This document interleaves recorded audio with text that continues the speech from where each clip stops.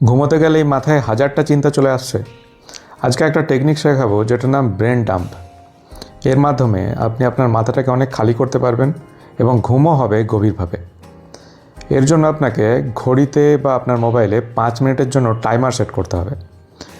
এরপর আপনাকে একটা খাতা আর কলম নিয়ে সব কিছু লিখতে হবে। কী লিখবেন? আপনার হয়তো কোনো অনিশ্চয়তা আছে, কোনো দুশ্চিন্তা আছে, আপনার কোনো টু ডু লিস্ট মানে কালকে কী করতে চাইছেন, অথবা কোনো কিছু এমন কাজ যেটা করা হয়ে ওঠেনি।